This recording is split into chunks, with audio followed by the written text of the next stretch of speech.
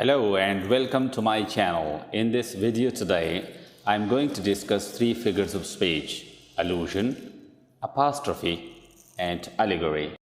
Have you ever heard your teacher calling the most intelligent, talented, and creative student of your class Einstein? Have you ever called a girl Helen for her beauty? In doing so, you and your teacher have made allusions. You have referred to someone historical and famous.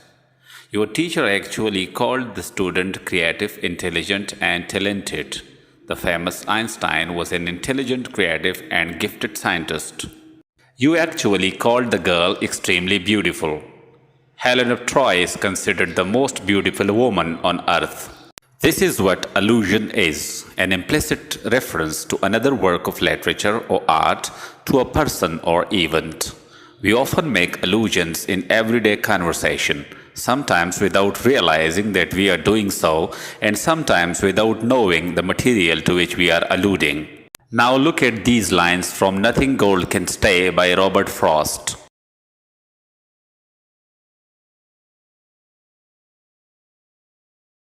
In his poem, Nothing Gold Can Stay, Robert Frost refers to the fall of man and exile from paradise. This allusion links the human emotions and experience to the poet's lament about the cycle of life and death.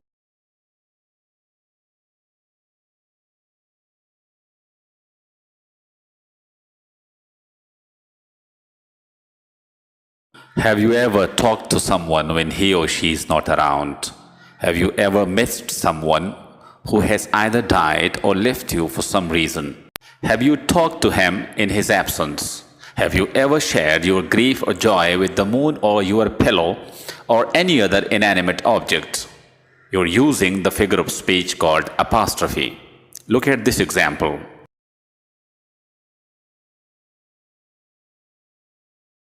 In this example, Shakespeare makes use of the same figure of speech. Macbeth has a strange vision of a dagger and speaks to it as if it were a person before killing King Duncan. In these lines, Macbeth addresses a dagger.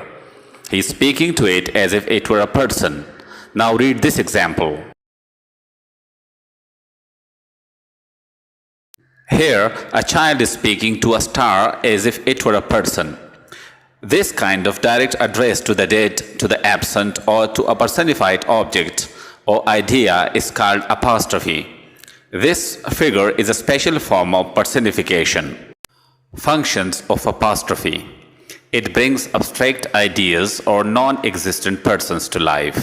It makes the writer able to communicate the emotions to the readers in a better way.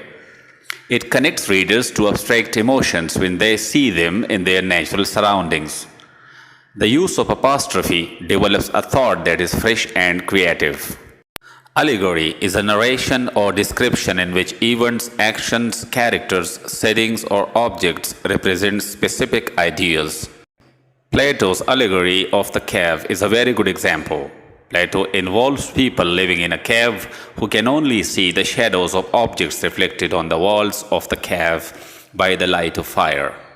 The people inside the cave cannot see the real objects. This allegory symbolizes how people understand their surroundings and the world. It indicates between human perception and reason, between belief and knowledge. Animal form is one of the most well-known examples of allegory in literature. This novel represents the multi-layered narrative of Orwell's work. The surface interpretation is that of a farm fable in which the animals overthrow the farmer as a means of escaping oppression. Unfortunately, the cycle of oppression is taken up by the small group of animals. They put themselves in charge of the farm.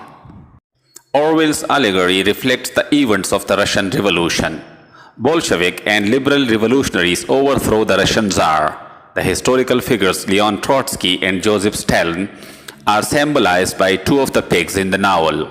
Nearly every literary element symbolizes the rise of communism.